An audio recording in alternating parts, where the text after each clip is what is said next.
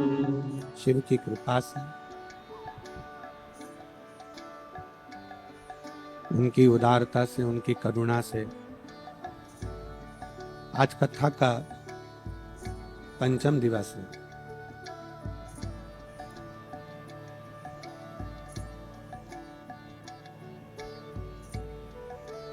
हम अपनी इंद्रियों को कितना संयमित रख सकते हैं।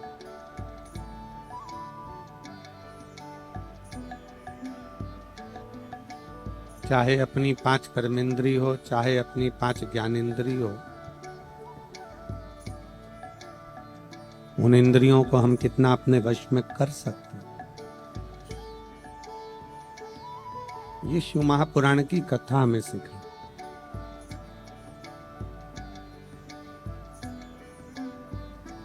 सारी इंद्रियों में 2 इंद्रियां बड़ी प्रबल हैं। एक अपने नयन, दूसरा अपना मन।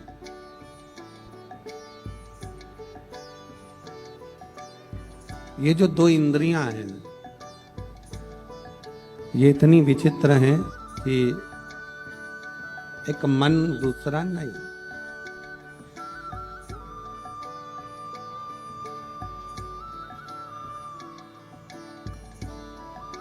थोड़ी थोड़ी देर में नयन को और मन में, नयन में और मन में जैसे गाड़ी में गियर लगता है ना, ऐसा ही नयन में और मन में गियर लगता रहता है।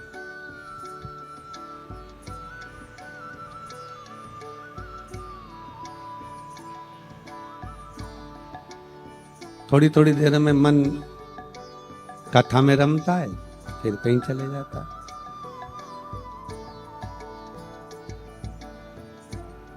थोड़ी थोड़ी देर में फिर नयन भगवान में लगते हैं, मालूम पड़ा फिर वो भटक जाता।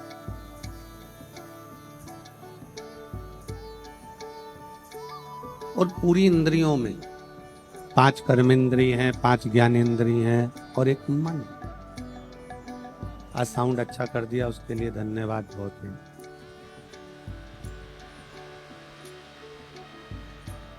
पांच कर्मेंद्री और 5 ज्ञानेंद्री और एक मन।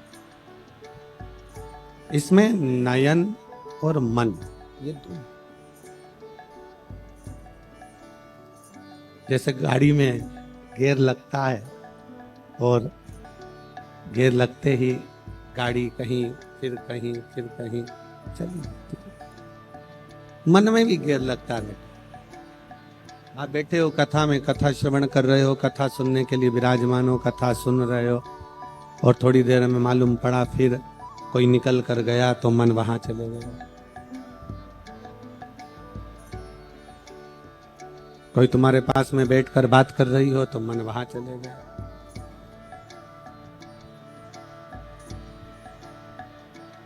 इसलिए शायद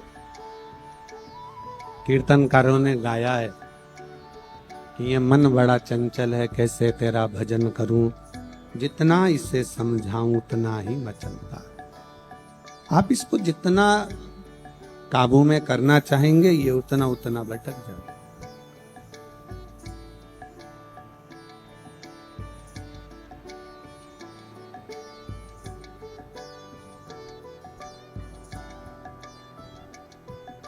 इसलिए शिव महापुराण की कथा कहती है,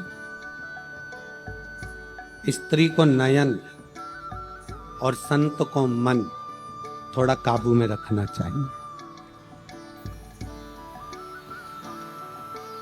शिव महापुराण की कथा कहती है कि स्त्री अपने नयन को काबू में रखे और पुरुष संत, साधु, गुरुजन, तपस्वी जन, साधक, उपासक अपने मन को काबू में रखे।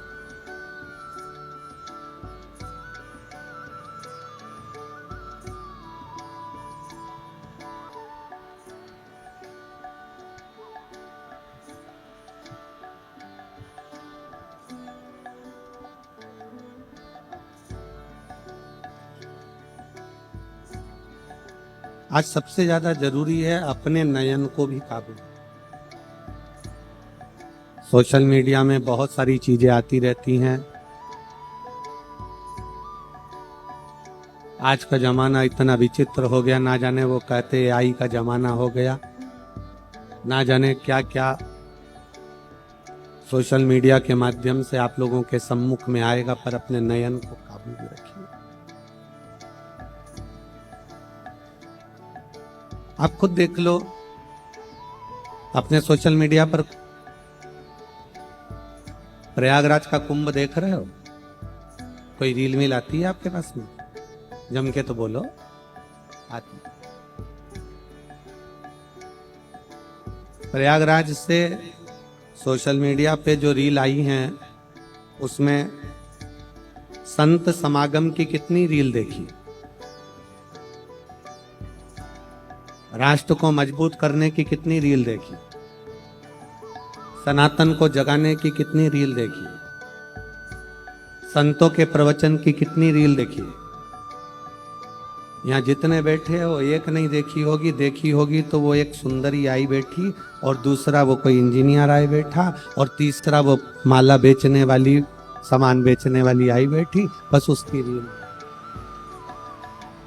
कारण क्या है? क्या इतने बड़े कुंभ के अंतर्गत, इतने बड़े प्रयाग के अंतर्गत इतने संत समागम हो रहे हैं, इतने साधु आए हैं, वो अपना प्रवचन दे रहे हैं, सनातन को जोड़ने की बात कर रहे हैं, सबको एकजुट करने की बात कर रहे हैं, वो दिखाना चाहिए कि ये सारे नज़ारे दिखाना चाहिए जिसका कोई मतलब ही नहीं है?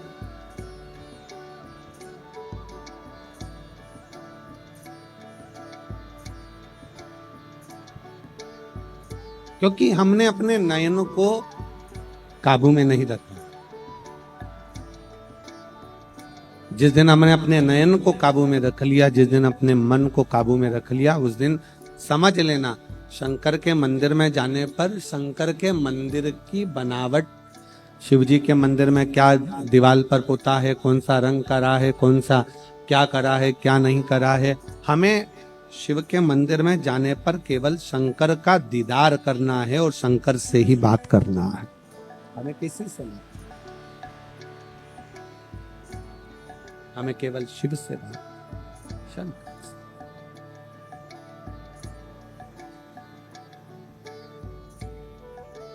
मंदिर में जाने के बाद में आप शिव के हो जाओ, शिव तुम्हारा हो जाए। हम आपसे एक प्रश्न करते हैं, मुझे उम्मीद है कि मेरी सूरत की मेरी जीजियां और सूरत के मेरे जीजा इसका उत्तर जरूर देंगे, और जो सूरत के नहीं है वो भी उत्तर जरूर देंगे। और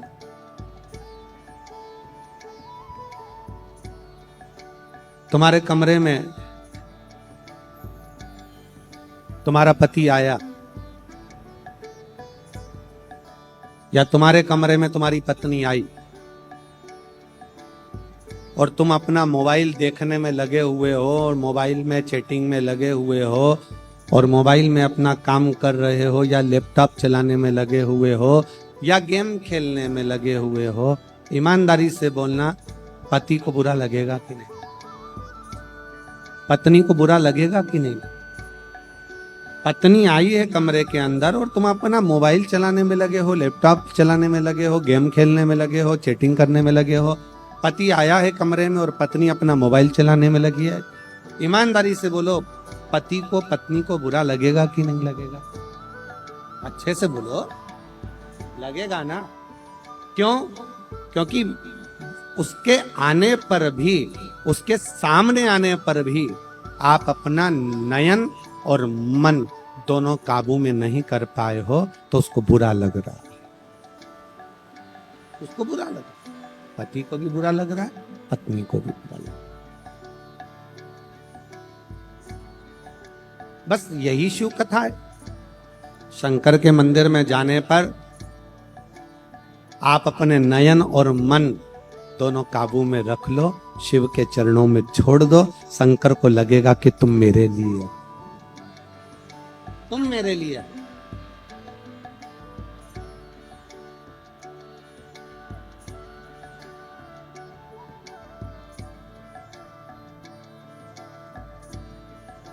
और जिस दिन आपने अपना मन और नयन दोनों भगवान शंकर को दे दिया, जिस दिन आपने अपना मन और नयन परमात्मा को समर्पित कर दिया, ये मानकर चलना कि शिव तुमसे दूर।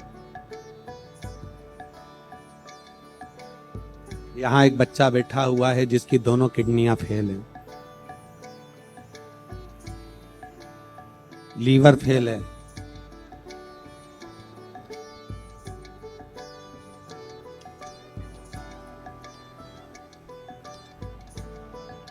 ज्योति अनिल चौधरी, गांव रायगढ़, तहसील निझार, जिला तापी, ब्यारा की रहने वाली हूं।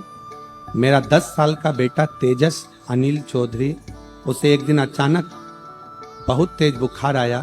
फिर हम उसे तुरंत नंदुरबार के सुषण हॉस्पिटल में लेकर गए। वहां डॉक्टरों ने रिपोर्ट निकाली। फिर रिपोर्ट में पता चला कि उसकी दोनों किडनियां बंद हो गई हैं, उसका लीवर काम करना बंद कर दिया। डॉक्टर ने कहा कि इसको तुरंत सूरत ले जाओ। हम उनको सूरत लेकर आए, एम्बुलेंस से सूरत के INS हॉस्पिटल में ले गए।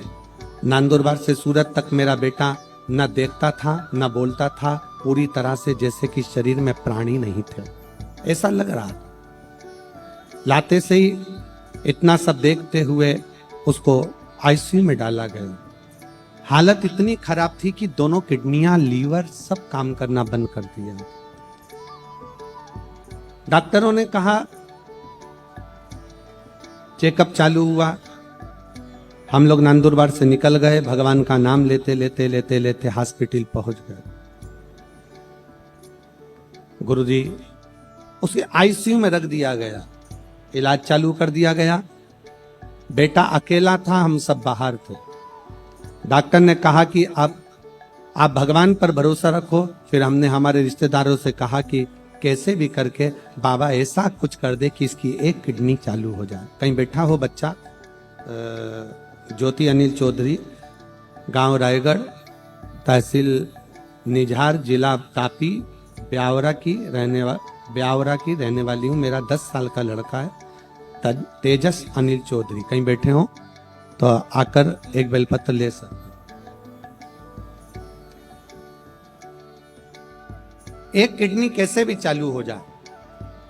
डॉक्टर तो बात कर रहे थे कि इसकी किडनी बदलना पड़ेगी, पर दोनों किडनियां खराब, करें तो करें। तब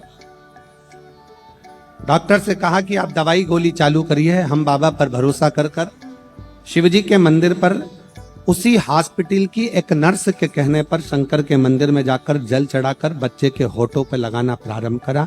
एक बेलपत्र लाकर उसके तकिए के पास में रखा और बाबा की ऐसी कृपा हुई गुरुदेव कि जिसको होश नहीं था, जो ICU में पड़ा था, जिसको वेंटिलेटर पर डालने की तैयारी चल रही थी, बाबा की कृपा से उसको होश आना प्रारंभ, और होश आना प्रारंभ हुआ। ICU से रखा रखते उसको जनरल वार्ड में भेजा गया। जनरल वार्ड में भेजने के बाद हम उसको, जब उसको थोड़ा सा होश आया तो शंकर पर चढ़ा हुआ रुद्राक्ष का जल देना प्रारंभ करा। आज मैं बाबा को धन्यवाद देने के लिए आई हूँ कि मेरे बेटे की दोनों किडनियां चालू हो गईं, और बाबा को मैं प्रणाम करने के लिए। ये शिव उपासना, नयन और मन,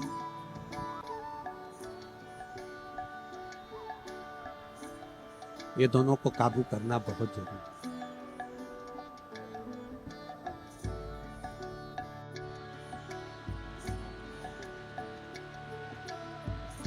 भगवान देवादिदेव महादेव शिव की कथा कर रहे हैं। ऐसा कौन सा रोग है जिसकी वो कहते हैं दुनिया में ऐसा कोई व्यक्ति नहीं जिसके जीवन में समस्या नहीं।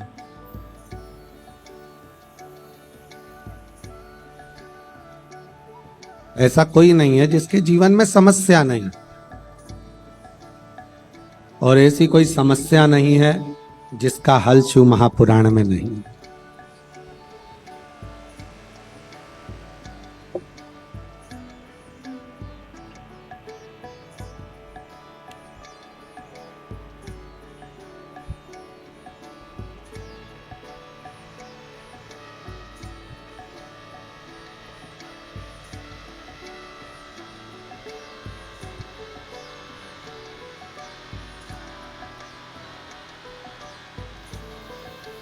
रोते नहीं, अब आंसू पोंछ के फूल जाए। यही बच्चा है जिसकी दोनों किडनियां खराब हो गई थी, डॉक्टर ने किडनी बदलने का कह दिया था और बाबा की कृपा से वापिस किडनियां काम करना प्रारंभ करी।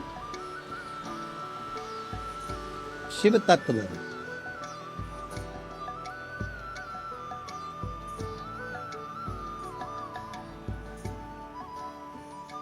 पूरी दुनिया में समस्या है, पर प्रत्येक समस्या का हल शिव महापुराण के अंतर्गत वेद व्यास जी ने लिख दिया।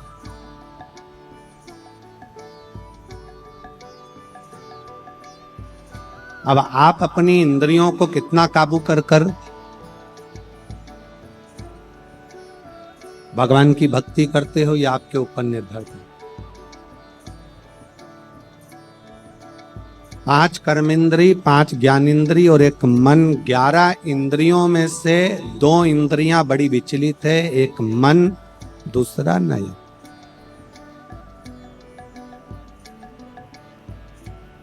इन दोनों इंद्रियों को संयमित रखें, और जब ये दोनों इंद्रियां आपके संयमित हो जाए,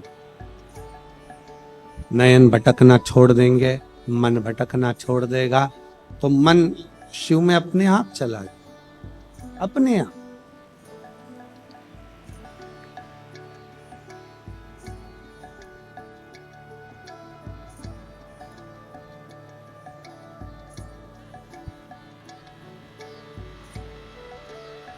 एक महिला यहां प्रैक्टिकल करने के लिए आई, उसका भी पत्र।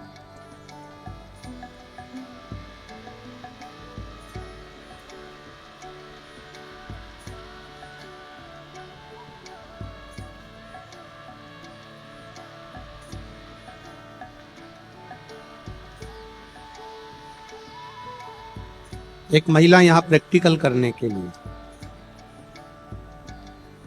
मेरा नाम अमृता,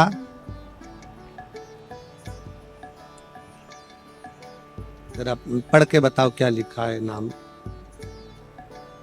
आप लोग पढ़ेंगे तो हमको समझ में आ जाएगा। मेरा नाम अमृता, क्या लिखा है? किरण भाई है, क्या लिखा है? एलईडी पे पढ़ रहा हो? हाँ, किरण भाई। मेरा नाम अमृता किरण भाई शाहरे है।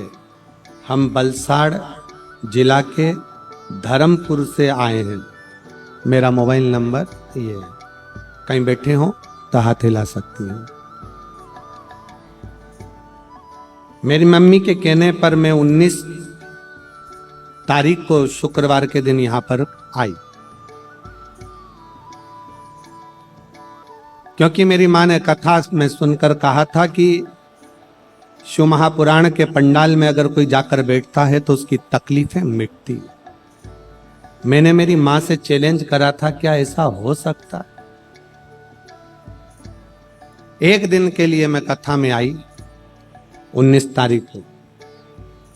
मुझे गर्दन की तकलीफ थी, जिसका मैं बहुत दिनों से तकलीफ भोग रही थी और दवाइयां खा रही थी।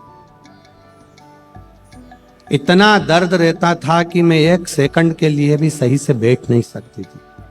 पर मैं मेरी मां की शर्त लगाकर यहां कथा सुनने के लिए आई।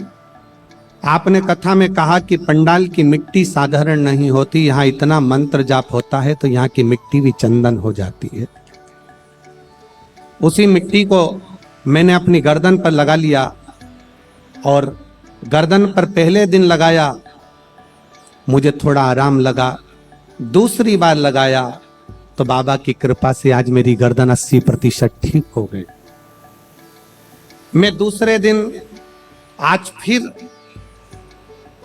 फिर से कथा सुनने के लिए महादेव की, आज फिर से कथा सुनने के लिए महादेव की मैं यहां पहुंची। आज मेरी फैमिली भी पूरी आई है, क्योंकि मेरा विश्वास अंदर से जाग गया कि शिव महापुराण कोई साधारण नहीं। जिस दर्द को मैं इतने सालों से सह रही थी, आज मेरा दर्द पूर्ण रूप से समाप्त। कहीं बैठी हो तो एक बेलपत्र लेने के लिए जरूर आए। एक विश्वास, एक भरोसा, एक दृढ़ता जब हमारे अंदर आ जाता है, हमें लगता है कि शिव हमारे करीब में है, भगवान शंकर हमारे नजदीक में है, तो ये पक्का है कि शिव हमारे दुख को समाप्त जरूर करता है।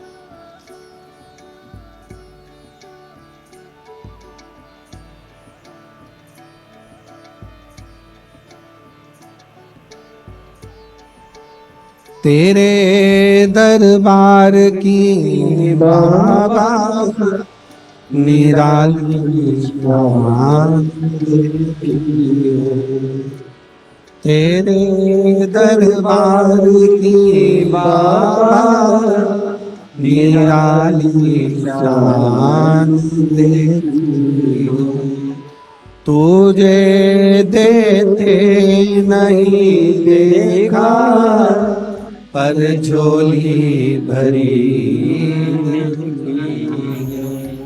तुझे देते नहीं देखा पर झोली भरी। हमने उसको देखा तो नहीं,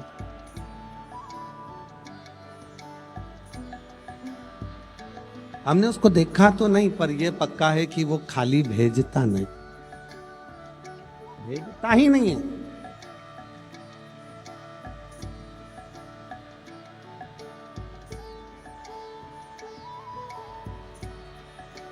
हमारा भरोसा, हमारा विश्वास जितना जितना दृढ़ होते चले जाता है, शिव हमारे नजदीक में आते चले जाते हैं। सारी इंद्रियां आप अपनी जगह रखो, पर 2 इंद्रियों पर संयम रखो।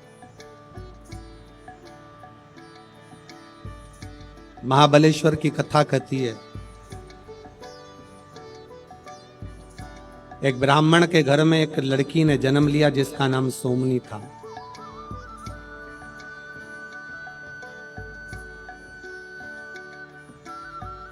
बड़ी सुंदर थी, चेहरे पर आकर्षण था,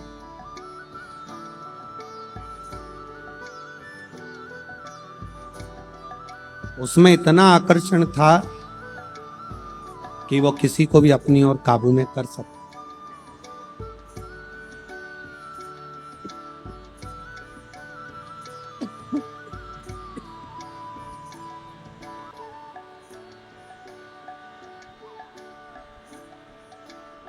ब्राह्मण के घर में बेटी का जन्म होना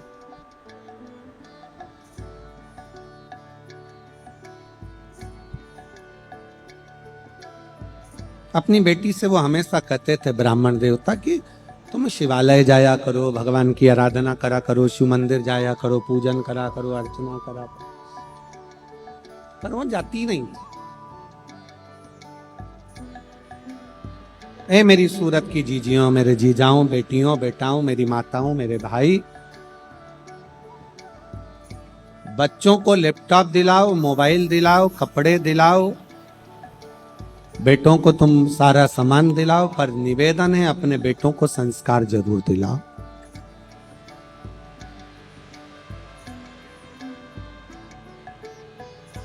आप अपने बच्चों को संस्कार जरूर दें। ब्राह्मण अपनी बेटी से, सोमनी से कहते हैं, सोमनी तुम मंदिर जाया करो।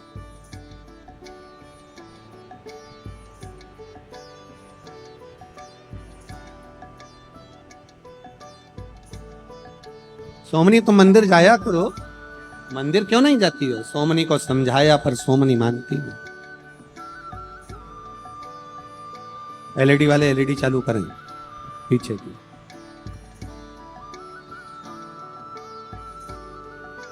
तुम मंदिर क्यों नहीं जाती?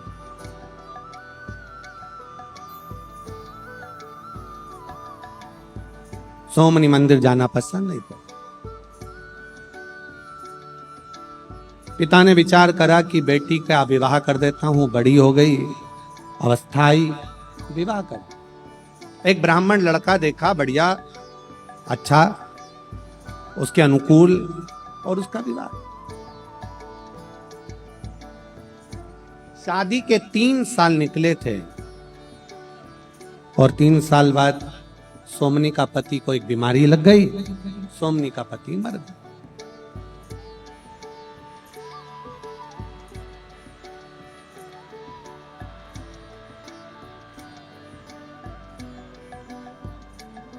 सोमनी का पति चले गया, बिलखती हुई सोमनी को उसके पिता अपने मायके अपने घर पर लेकर आ गए।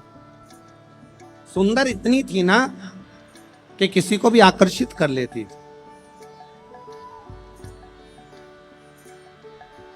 पर आपसे पूछे की बात बताना कि वो सुंदर किस काम की, वो सुंदरता किस काम की जिस सुंदरता में भगवान का भजन ना हो पावे।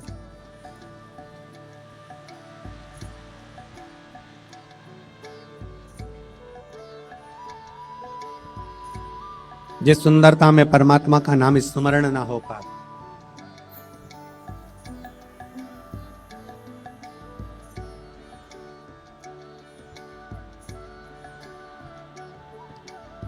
आप पढ़ाओ बच्चों को खूब, आप बेटा बेटी का खूब अच्छा एजुकेशन कराओ, खूब कोचिंग कराओ, खूब पढ़ाओ।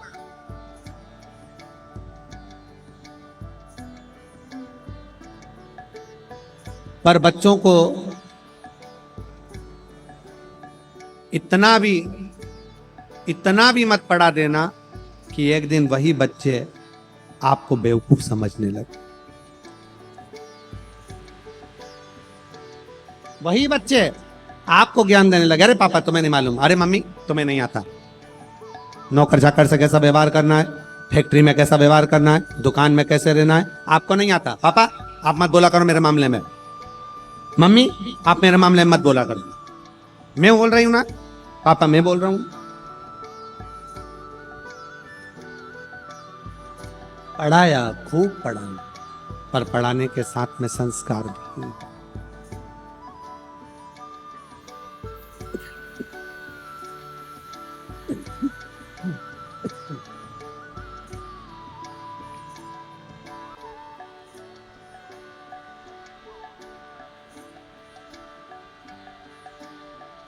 पढ़ाने के साथ में संस्कार मिलते।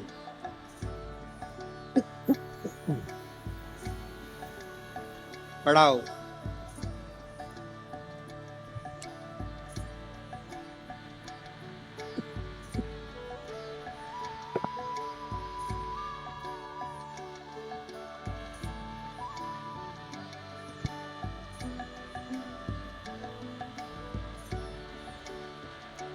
पर कहीं बच्चे संस्कारों से विमुख ना हो।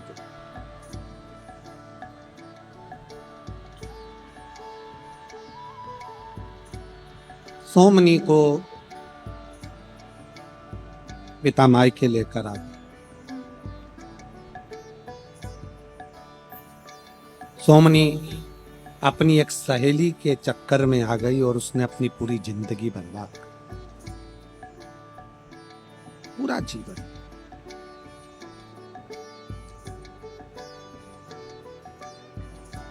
पुरुषों को अपनी ओर आसक्त करने लगी,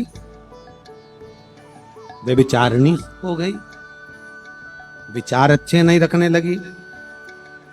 ना जाने कितनी माताओं के घरों को उसने तोड़ दिया, उनके पुरुषों को अपनी ओर आसक्त कर।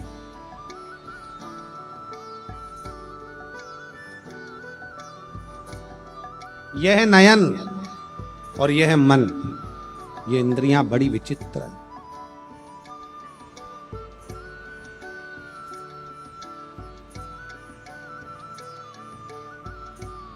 इसलिए शायद शास्त्र कहता है, एक कथा शिव महापुराण के अंतर्गत आती है विदल उत्पल की। विदल उत्पल पार्वती जी की सुंदरता देखकर उनके सामने जाकर खड़े हो जाते हैं उनको पाने के लिए, पर पार्वती जी का नयन ऊपर नहीं उठता।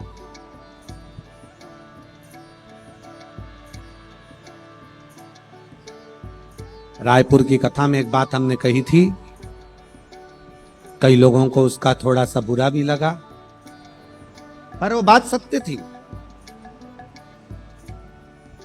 जिसके घर की बेटी नयन नीचा कर कर चलती है, उसके घर का भाई छाती ऊंची कर कर चलता है।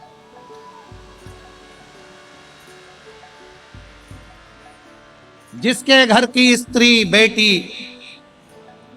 अपने नयनों को काबू कर कर नयनों को झुका कर चलती है, उसके घर का पुरुष अपनी छाती तान कर चलता है, सिर उठा कर चलता है।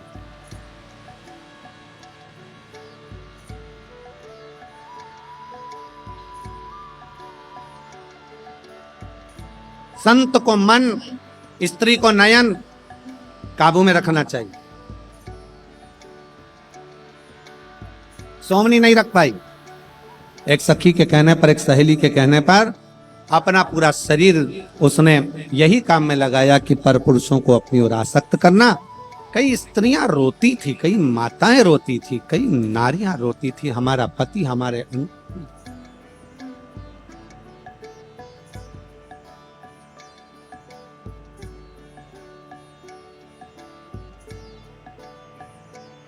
हमारे अनुकूल नहीं है हमारा। अब गांव के लोग एकत्रित हो गए और गांव के लोग इकट्ठे होकर उन्होंने ब्राह्मण से कहा, ब्राह्मण देवता आप मंदिर में पूजन करते हो, अर्चना करते हो, चाकरी करते हो, मंदिर की सेवा करते हो, पर आपकी बेटी ठीक नहीं है, हम उसको यहां रखना नहीं चाहते। आपकी बेटी को आज हम इस गांव से निकालना चाहते हैं।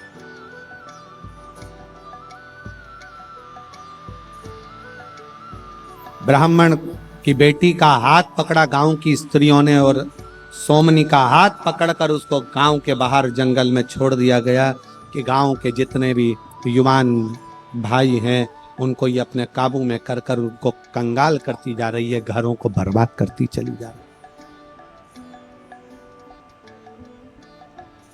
सोमनी जंगल में चली गई। अब जंगल में गई तो क्या करे, एक दिन तो रोई, दूसरे दिन जंगल में रहने वाला कोई एक असुर प्रवृत्ति का कोई व्यक्ति उसको मिल गया और मिला तो उसके साथ रहने लगी।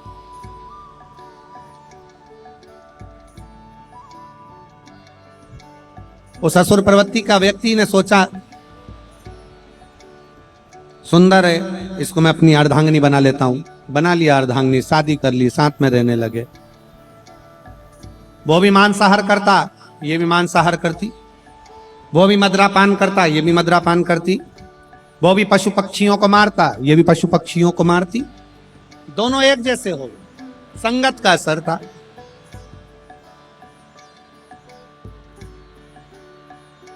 अरे ऐसी कैसी संगत जी,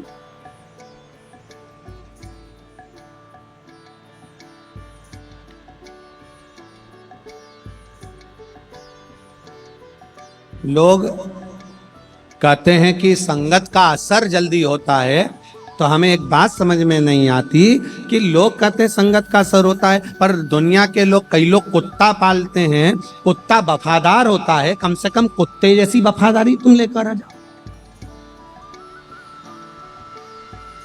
अगर संगत का असर होता है, संगत का असर है, तो कुत्ता भी तो वफादार होता है, फिर मनुष्य इतना वफादार क्यों नहीं हो पाता? आज का मनुष्य, आज का मानव सूरजमुखी के फूल जैसा है। सूरजमुखी का फूल देखा आप लोगों ने? किस किसने देखा, जरा हाथ उठाओ। सूरजमुखी का फूल कैसा होता है? इतना बड़ा, पीला। और वो सूरजमुखी का फूल का एक काम होता है कि जहां सूरज जाता है, सूरजमुखी का फूल वहीं पर मुंह करता चले जाता है। आज का मनुष्य सूरजमुखी के फूल जैसा है। जैसे सूरज का प्रकाश, सूरज की किरणें जहां जाएगी, सूरजमुखी का फूल वहीं मुंह कर लेता है, उसी तरह आज का मनुष्य जहां फायदा होता है वहीं मुंह कर लेता है।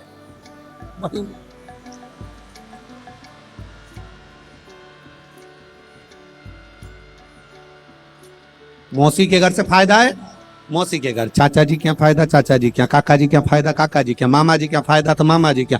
नाना जी क्या फायदा, तो नाना जी क्या। और मान लो किसी व्यक्ति से काम निकालना है और उससे फायदा लेना है, तो भैया जी, काका जी, मामा जी, फूफा जी, नाना जी, सब कर कर फायदा निकाला, काम निकाला और मुख को मोड़।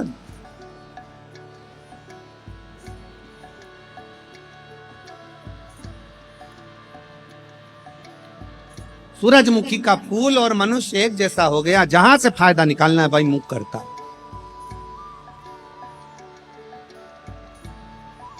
शिव कथा कह रही है, संगत हो गई। दोनों पति पत्नी जीवों की हिंसा करते, मांस लाते, खाते, मदिरा का पान करते, गलत कार्य करते, जंगल में विहार करते। समय निकलता गया और फिर निवेदन है, जब यौवन रहता है ना, जब मनुष्य का यौवन शरीर रहता है, अच्छा शरीर रहता है, सुंदर शरीर रहता है, तब तक तो उसको भान नहीं होता कि कौन सा पाप कर्म कब कर रहा है। पर जैसे जैसे शरीर ढलता चले जाता है, बुढ़ापा आते चले जाता है, तब मनुष्य को मालूम पड़ता चले जाता है कि मैंने जिंदगी में कौन से पाप कर्म करे, कौन से। हिम्मत बुरे कर्म कर बंदे, वरना पछताएगा, भगवान की आंखों से तू बच नहीं पाएगा, तू बच नहीं पाएगा। अरे ओ अज्ञानी मत करना, अरे ओ अज्ञानी मत करना, तेरे कर्म का फल भी तू ही पाएगा, जैसा किया तूने तेरे आगे मत बुरे कर्म कर बंदे, वरना पछताएगा, भगवान की आंखों से तू बच नहीं पाएगा, तू बच नहीं पाएगा। कठिन है बहुत। कोई शास्त्र पुराण कहते हैं नरक भोगने जाना पड़ेगा, कोई कहता है बैकुंठ जाओगे।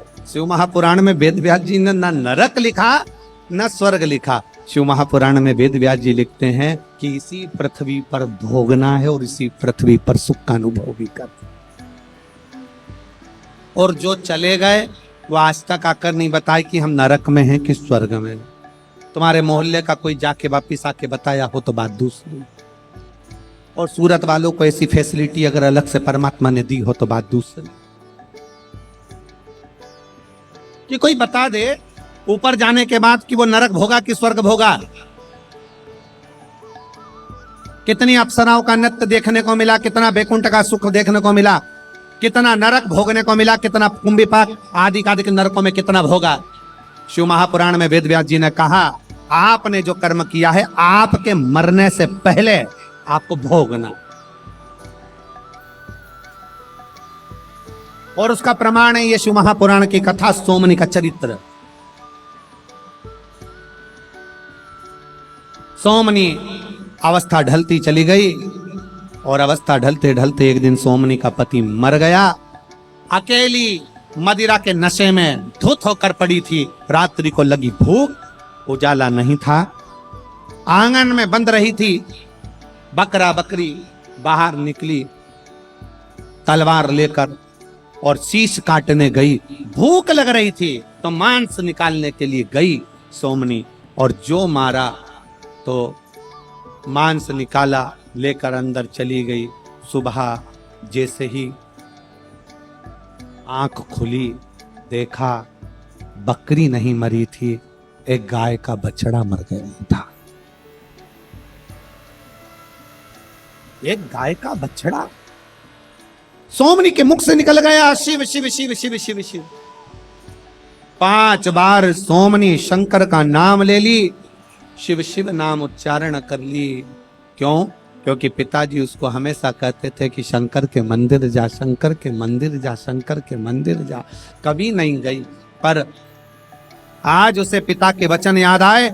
अरे मैंने कितना बड़ा पाप कर दिया, बछड़ा मेरे हाथों से चला गया, एक गाय का बछड़ा मेरे हाथों से मारा गया। शिव शिव कहकर शिव शिव कहती रही। समय बीता, सोमनी के शरीर में एक रोग हो गया जिसको कोढ़ का रोग कहते हैं। सोमनी का शरीर जिस काया का उसको अभिमान था, वो काया पूरी की पूरी बेकार है।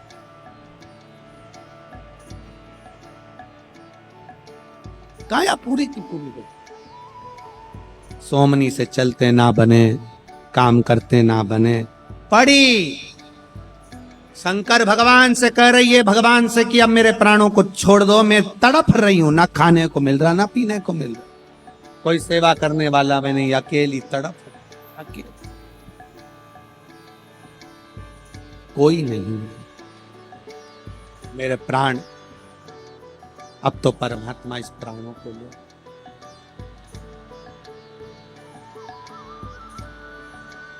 और सीधी बात है, आप किसी के यहां जाओगे तो कोई आपके यहां, मामा जी के घर शादी में जाओगे तो मामा जी तुम्हारे घर की शादी में, जम के बोलो जरा, मौसी के घर की शादी में जाओगे तो मौसी तुम्हारे घर की शादी में आए। मौसी के घर शादी में तुमने अपनी बहू को भेज दिया तो मौसी भी तुम्हारे घर की शादी में अपनी बहू को भेज। और देखो, बहू को भेजना और खुद को जाने में अंतर है। खुद जाते हो शादी में तो बहन के घर थोड़ा बहुत काम वाम कर लेते हो, और बहू अगर शादी में आती है तो काम वाम नहीं करती, डेंटिंग पेंटिंग करके कुर्सी पर बैठ जाती है।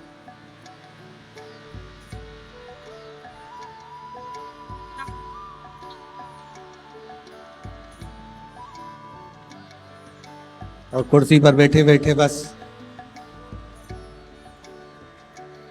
एक सास ने अपने बेटे को फोन करा, ओ बेटा ओ बेटा ओ बेटा, बेटा घबरा गया, माँ क्या हो गया? अरे बेटा तेरी बहू को पैरालिसिस का अटैक आ गया। क्यों, क्या हुआ? आंख ऊंची है, गर्दन टेढ़ी है,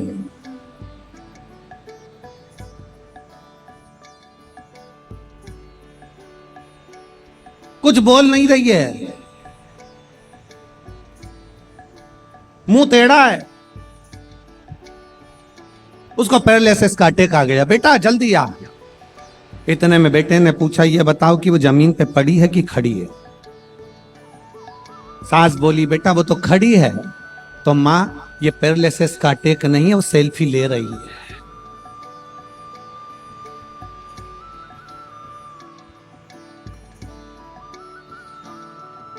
ये पैरालिसिस का अटैक नहीं।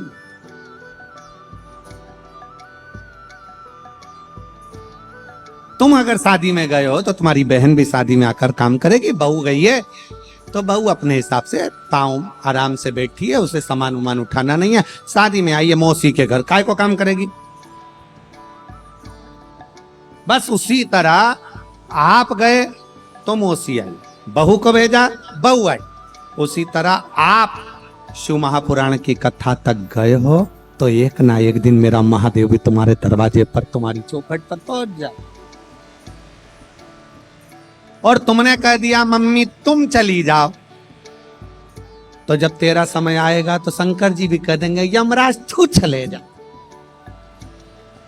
मैं क्यों जाऊं? तूने अपने रिश्तेदार भेजे थे, मैंने अपने रिश्तेदार भेजे।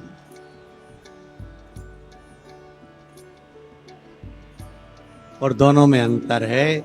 बहन बहन के घर शादी में जाती है, फैलारा उठाती है। बहन के घर शादी में बहू जाती है, फैलारा नहीं उठाती है। दोनों में अंतर है। शंकर भगवान की कथा में आप जाते हो तो शंकर आपके दरवाजे पर आकर आपको नंदी पर बिठाते हैं। और अगर आपने रिश्तेदार भेज दिए तो उसके भी बहुत रिश्तेदार हैं। सबसे पहले नंबर पर तो यमराज उसका रिश्तेदार है, उसी को भेजते हैं, वो तू चले जा। और देखो दोनों में अंतर है। भगवान नंदी पर वाइट कलर की टवेरा में ले जाते हैं, और नंदी आता है तो ब्लैक कलर की स्कॉर्पियो लाता, वो लाता पाड़ा, वो बिठाता और ऐसा धोता, ऐसा धोता, ऐसा धोता, जैसे वो एक बात है ना, वो एक पार्लर में एक लेडीज गई, और पार्लर में गई तो उसने, पार्लर वाली ने इतना अच्छा फेशियल करा, फेशियल बोलते हैं, फेशियल ही बोलते हैं ना, ऐसा फेशियल करा, ऐसा फेशियल करा कि पूरा चेहरा साफ हो गया। तो उसने अपने वो पार्लर वाली से कहा कि आपको बहुत अच्छा फेशियल आपने करा है, बहुत अच्छा चमका दिया आपने, आप कितने साल से ये सब कर रही हो? तो उसने कहा मुझे 12 साल हो गए। 12 साल? हाँ, पर तुम्हारा ये पार्लर तो नया दिख रहा है कि नहीं, ये तो अब भी खोला है। तो फिर 12 साल, 12 साल में 8 घरों में करने जाती थी काम। 8 घरों में, मतलब सबके घर जा के फेशियल करती थी?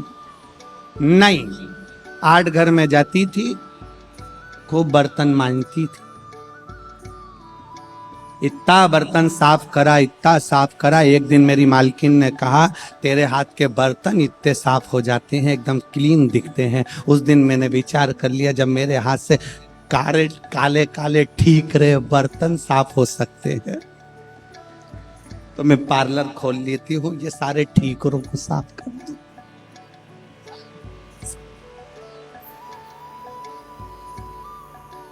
अब तुम जिसको बुलाए हो वही तो आएगा। अंत समय प्रभु आना और वचन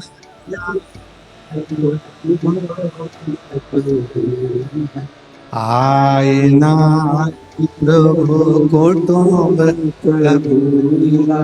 अंत समय प्रभु वचन दिया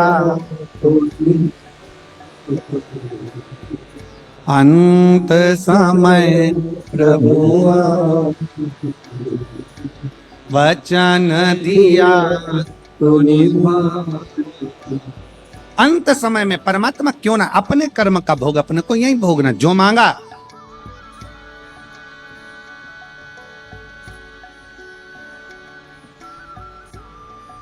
भगवान शिव ओगरदानी त्रिकालदर्शी कैलाशी विनाशी भगवान शंकर की कथा करें। सोमनी से गलती हो गई,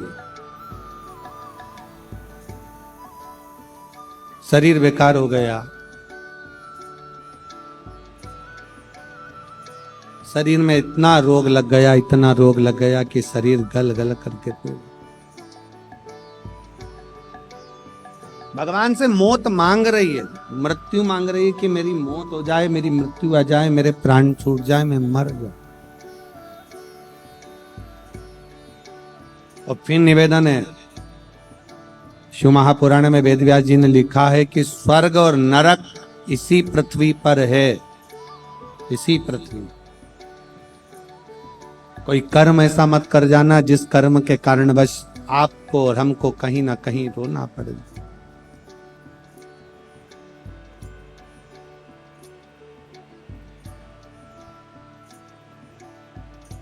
मैं सुनील भाई को, सम्राट भाई को, संदीप भाई को एक चीज के लिए धन्यवाद देना चाहूंगा।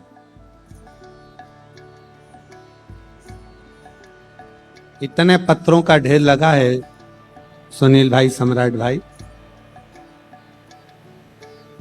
उन पत्रों में आपके लिए भी बहुत अच्छा अच्छा लिखा।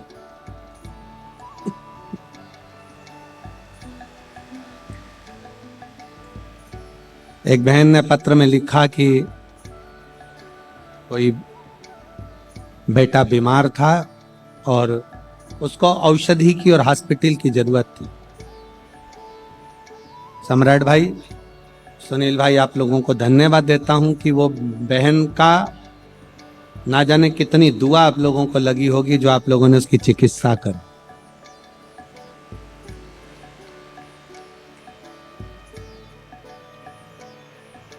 और मैं इस व्यासपीठ के माध्यम से बाबा देवाधिदेव महादेव से यही प्रार्थना करता हूं, सम्राट जी ऐसे ही सम्राट जैसा भाव रखना,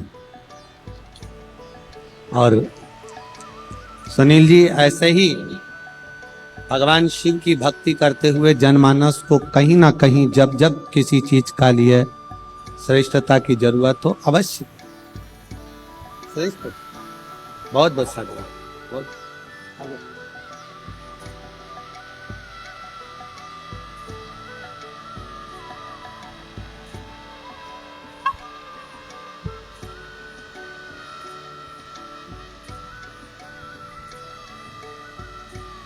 बेटा डॉक्टर बना है, एक बार जोरदार ताली बजाएं। नीट का एग्जाम क्लियर करा था।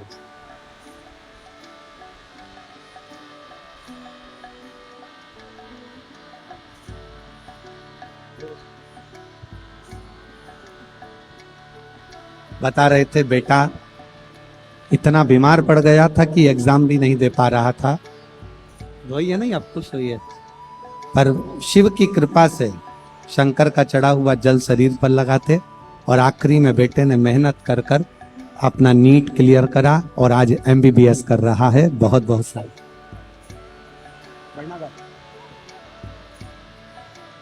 शिव कृपा। शिव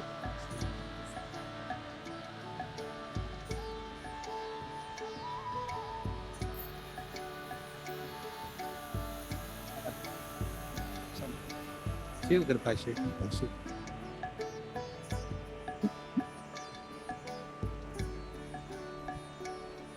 उसकी कृपा। कोई तुमसे कहे कि बैकुंठ अलग है नरक अलग है, शिव पुराण कहती है, वेद व्यास जी वर्णन करते हैं यहीं बैकुंठ है और यहीं नरक।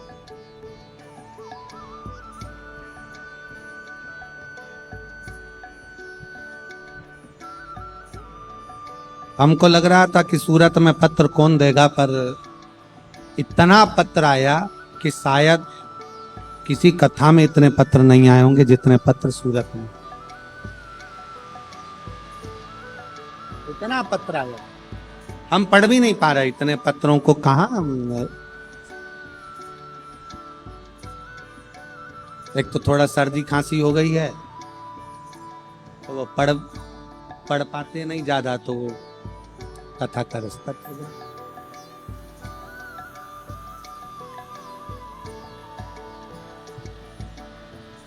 शिव कथा कह रही है, भगवान शंकर का संवाद कर।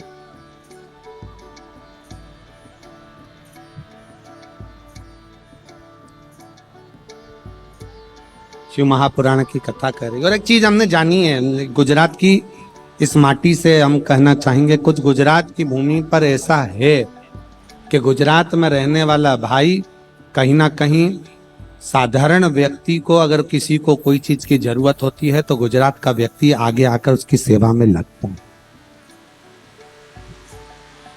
बड़ौदा वाले भाई बैठे हुए हैं यहाँ पर, कहाँ है बड़ौदा वाले? आए कथा में, खड़े हो जरा।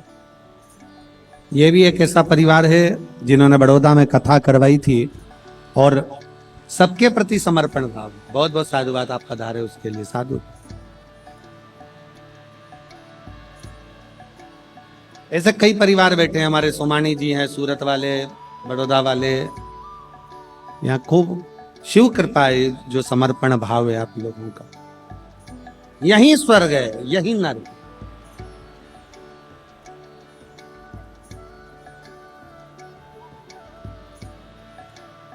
अच्छा हो रहा है, अच्छा मिल रहा है, अच्छा प्रभु कृपा कर रहे हैं, समझ लेना कि आप स्वर्ग में निवास कर रहे हैं। अपने कर्म का भोग भोगना है। थोड़ा बहुत दुख हमारे आमने सामने आ सकता है, पर एक निवेदन है, शरीर मिला, जान कर कर कोई गलत काम मत करो, अनायास हो जाए तो चल। अनायास। सोमनी ने जान कर कर किया, शिव शिव कह दिया, और शिव शिव कहते से सोमनी का जो शरीर रोगीला हो गया था, बहुत गल चुका था, एक दिन सोमनी का शरीर छूट गया, मर गई, प्राण छूट गए। पर मरी बड़ी विचित्र, प्राण बहुत विचित्र छूटे। इतना शरीर में रोग, इतना रोग, इतनी तकलीफ शरीर के अंदर की कष्ट कष्ट होकर मरी।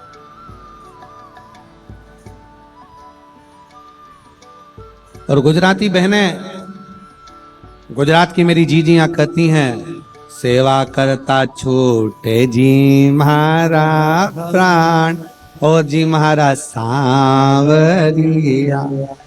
गुजरात की माताएं कहती हैं कि भगवान ऐसी कृपा करना कि तेरा भजन करती रहूं, स्मरण करती रहूं, जाप करती रहूं और मेरे प्राण छूट जाएं। मुझे पलंग पर मत पटकना, मुझे सड़ाना नहीं, मुझे हॉस्पिटल मत पटकना, मुझे गलाना नहीं, तेरा भजन करते करते छूट जाए मेरे प्राण, ऐसी कृपा करना, ऐसी कृपा।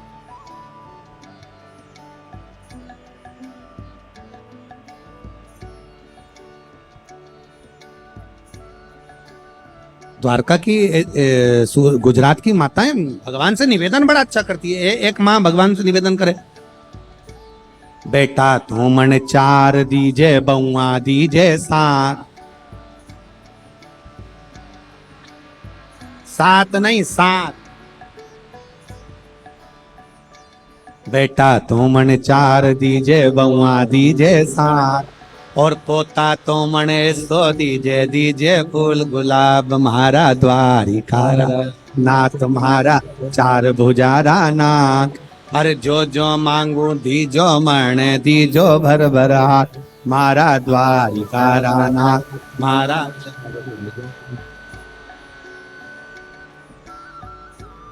एकादशी की मृत्यु दीजे, द्वादशी को दाग, एकादशी की मृत्यु दीजे, द्वादशी को दाग, और वृंदावन की लकड़ी दीजे, दीजे दोनों हाथ, मारा द्वार आचार भुजारा, और जो जो मांगो दीजो मणे, दीजो भर भर मारा द्वार।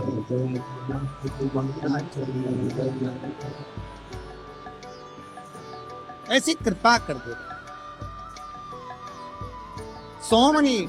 इसी मृत्यु लोक में नरक सा जीवन जीकर मर गई, आखिरी में मरी तो शरीर पर जन्म एक चांडाल के घर में, ऐसे व्यक्ति के घर में जन्म हो गया जहां उसको जन्म ना लेना।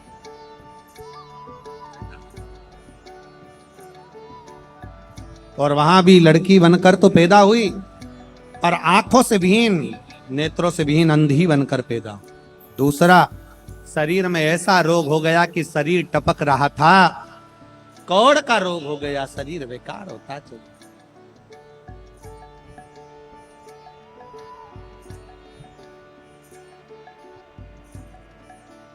शरीर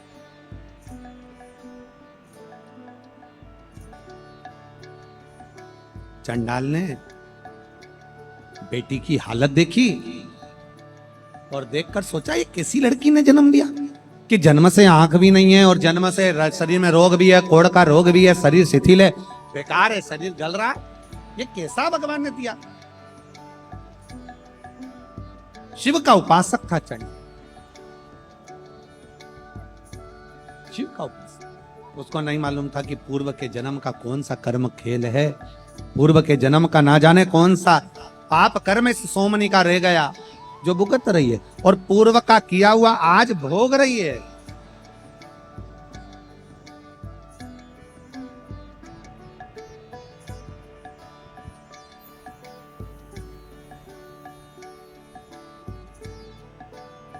एक संवाद बड़ा अच्छा है। षडानंद कार्तिकेय जी ने एक बार भगवान गणेश जी से कहा, सुनो गणेश, विधाता भाग्य को लिखकर भेजता है, विधाता भाग्य को लिखकर भेजता है। गणेश जी बोले, ठीक है भैया, आपने कहा विधाता भाग्य को लिखकर भेजता है, पर मैं मान नहीं सकता।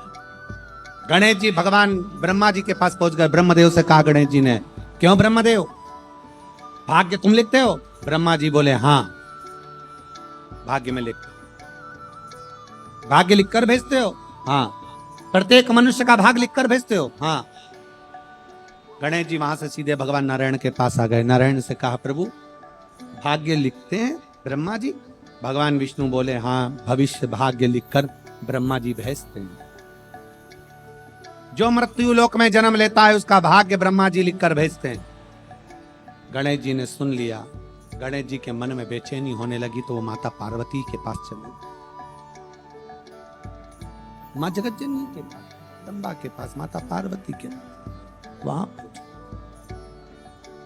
और माता पार्वती जी से कहा, मां ब्रह्मा जी कहते हैं कि मैं भाग्य लिखकर भेजता हूं, विधाता भाग्य लिखकर भेजता है। भगवान नारायण कहते हैं विधाता भाग्य लिखकर भेजता है। ब्रह्मा जी का काम है भाग्य लिखना, भगवान नारायण का काम है बता देना कि इसके भाग्य में ये लिखना है। फिर शिव जी का कार्य क्या है? मेरे पिता शंकर करते क्या है?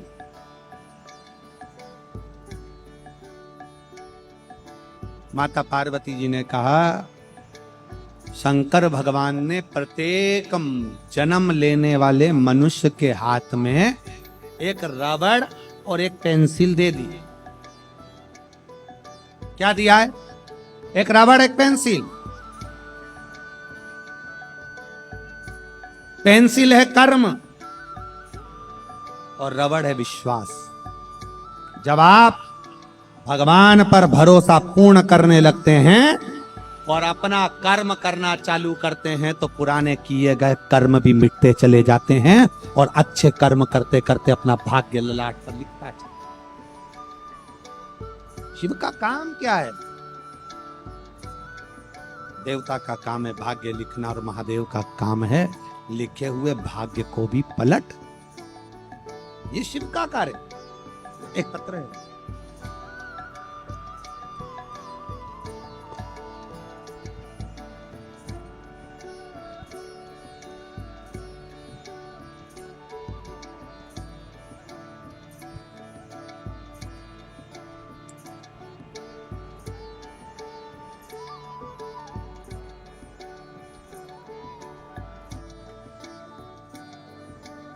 ब्रह्मा जी का काम है लिखना, भगवान नारायण का काम है लिखना, पर महादेव का काम है तुम्हारे पूर्व के कर्म जो तुम कर कर आए हो। अगर शिव की भक्ति कर रहे हो तो उस कर्म के माध्यम से तुम्हारे बेकार कर्म को मिटा देना और अच्छे कर्म कर कर जिंदगी में आगे बढ़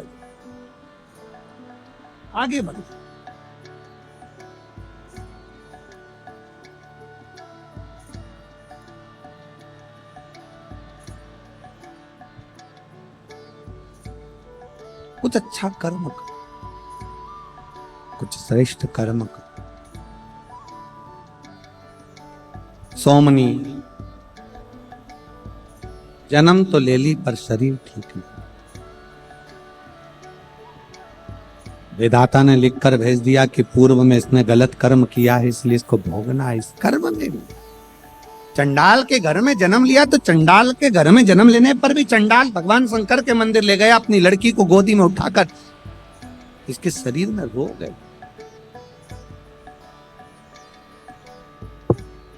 इसके शरीर में रोग है, नेत्रों में ज्योति नहीं है। कहीं शंकर भगवान की करुणा हुई, वो लड़की बड़ी हुई, चंडाल मर गया, अकेली रह गई, आंख नहीं थी, कोई ने ले जाकर महाबलेश्वर की पवित्र भूमि गोकर्ण क्षेत्र में उसको छोड़ दिया। वो भिक्षा मांगने लगी, भीख मांगने लगी, भिक्षा मांग।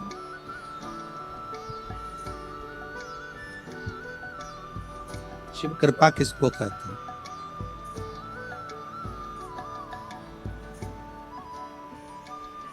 शिव की उदारता किसको कहते हैं? शिव की दया किसको कहते हैं? गोकर्ण क्षेत्र में महाबलेश्वर की भूमि पर भीख मांग रही थी। हंसी करता करता एक बच्चा आया, एक बेलपत्र उठाकर उसके कटोरे में, भीख के कटोरे में, भिक्षा के पात्र में डाल दी।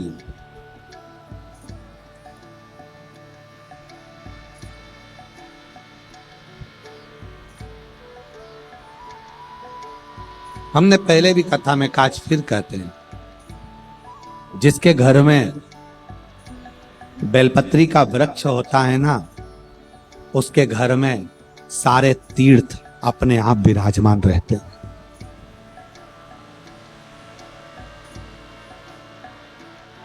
जिसने अपनी जिंदगी में एक बार अगर किसी बेलपत्र के वृक्ष का रोपण किया है, बेलपत्री का वृक्ष लगाया है, बेलपत्री का पौधा लगाया है, उसको हजारों हजारों अश्वमेध यज्ञ का फल एक क्षण में प्राप्त हो जाता है।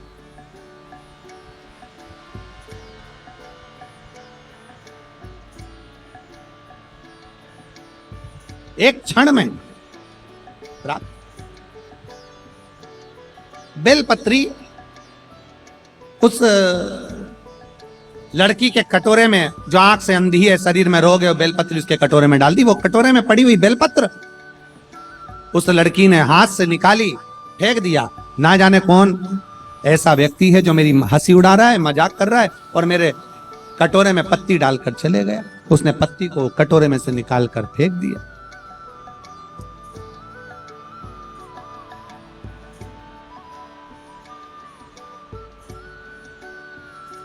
जब पत्ती को निकाल कर फेंका, पत्ती को जमीन पर पटका, पत्ती हवा में उड़ते उड़ते उड़ते उड़ते उड़ते उड़ते शंकर जी के मंदिर में पहुंच गई, महाबलेश्वर के मंदिर में पहुंच गई। और महाबलेश्वर के मंदिर में जैसे ही हवा का झोंका चढ़ा, वो पत्ती का, सूखी हुई पत्ती का टुकड़ा मात्र, एक अंश मात्र पत्ती का टुकड़ा शंकर के शिवलिंग पर चढ़ गया। शिवलिंग पर चढ़ा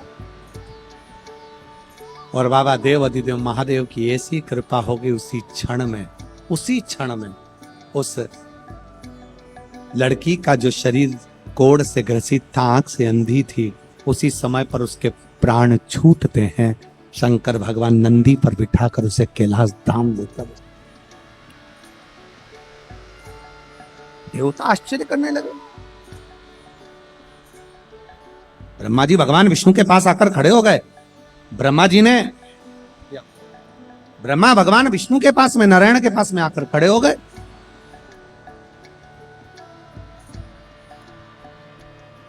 देवता आश्चर्य में पड़ गए। भगवान ब्रह्मा भगवान विष्णु आपस में बात करने लगे। शंकर जी ने क्या कर दिया? ये वो लड़की है सोमनी, जिसने पर पुरुष का गमन किया।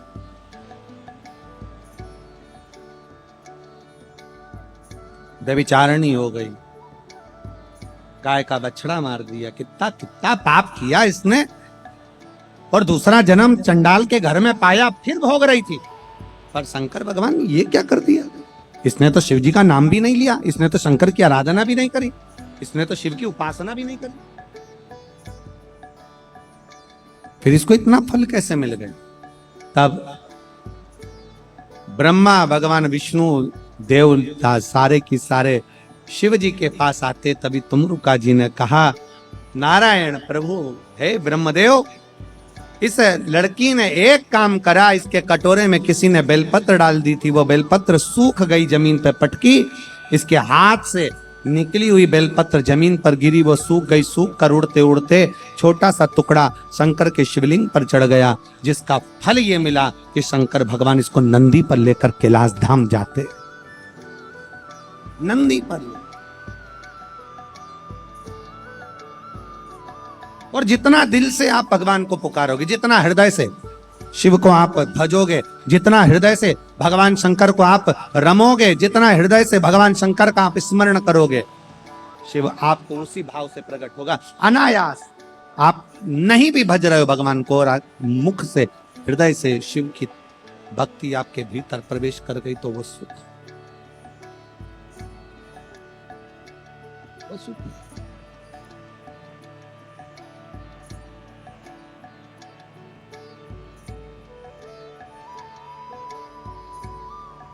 किसी भी भाव से आप भगवान शंकर की भक्ति कर रहे हैं, शिव की भक्ति स्वीकार करते हैं शिव, किसी भी भाव।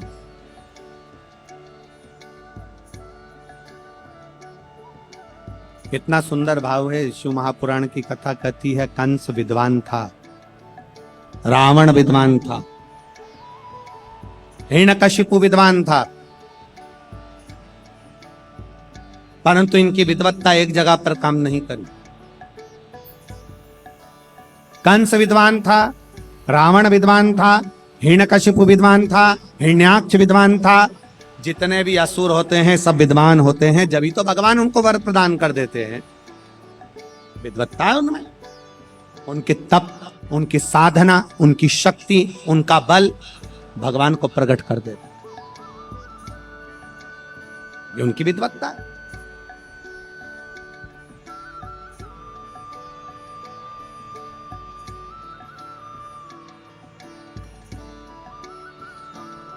सब कुछ मांगा उन्होंने। सबसे पहले क्या मांगते हैं असुर? असुर सबसे पहले क्या मांगते हैं?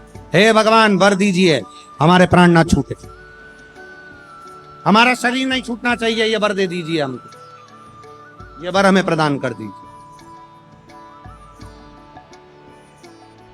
हमारे प्राण ना छूटे, ऐसी कृपा कर।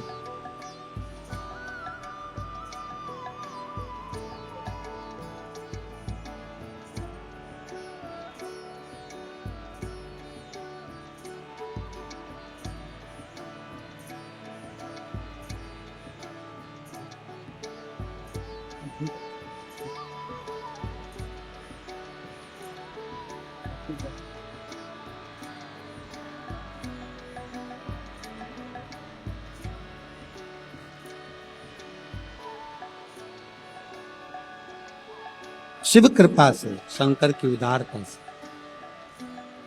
इनकी बहू की बहन है जिनको कैंसर हो गया था और शिव की कृपा से एकदम ठीक है, और जो गांठ थी छाती में वो भी गल चुकी है। उसी के भाव में आप बेलपत्र लेकर जाओ। शिव तत्व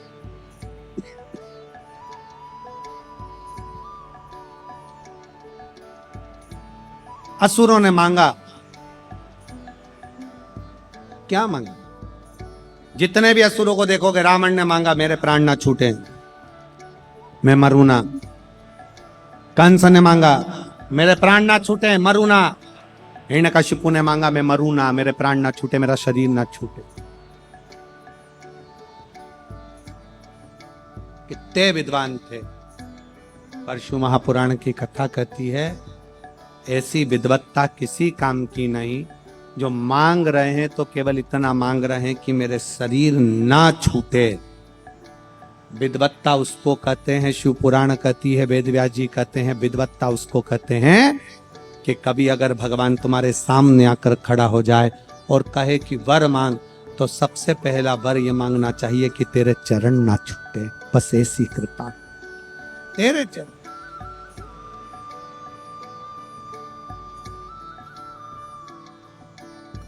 तेरा चरण ना छूटे, इतनी कृपा कर दो कि तुम्हारे चरण ना छूटे। जैसे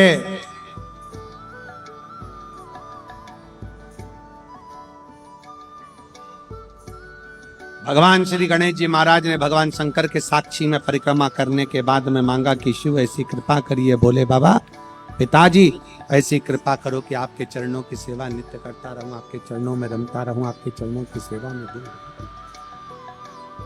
सेवा नहीं।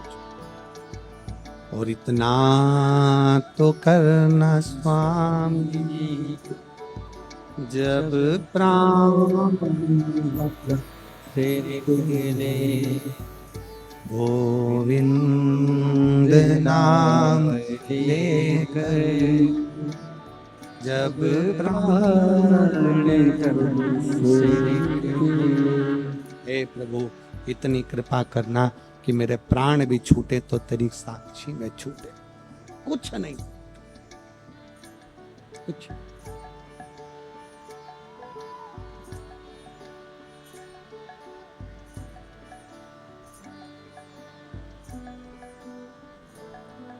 भगवान से बस मांगो उतना, तेरे चरणारविंद की सेवा। इससे वो एक लाइन गुनगुनाते हैं, देवा महादेवा ओ देवा सारी उम्र करूं तेरी सेवा, बाबा जी मेरी लाज रखना,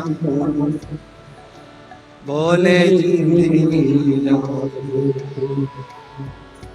बाबा जी मेरी लाज रखना, बोले जी मेरी लाज। एक बार आप भी गुनगुनाओ, सब बोलो एक साथ, देवा आवाज नहीं आई, आवाज नहीं आई, दम से आवाज आनी चाहिए। देवा महा सारी उम्र करूं तेरी सेवा, बाबा जी मेरी लाज रखना, भोले जी मेरी लाज रखना, बाबा जी मेरी लाज रखना।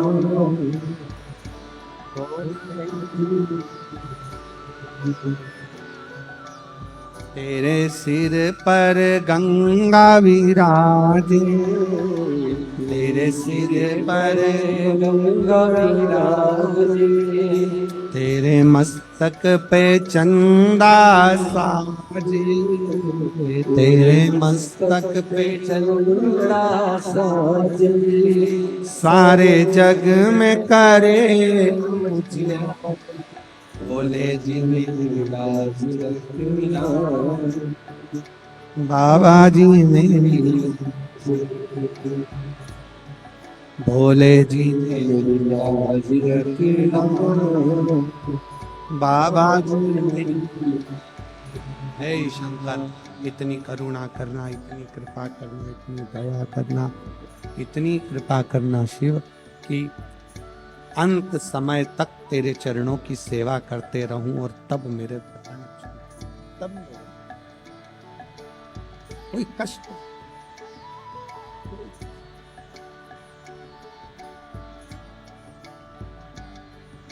ब्रह्मा जी और भगवान विष्णु ने कहा, ब्रह्मा और भगवान विष्णु कह रहे हैं, शिव ये तुमने क्या कर दिया?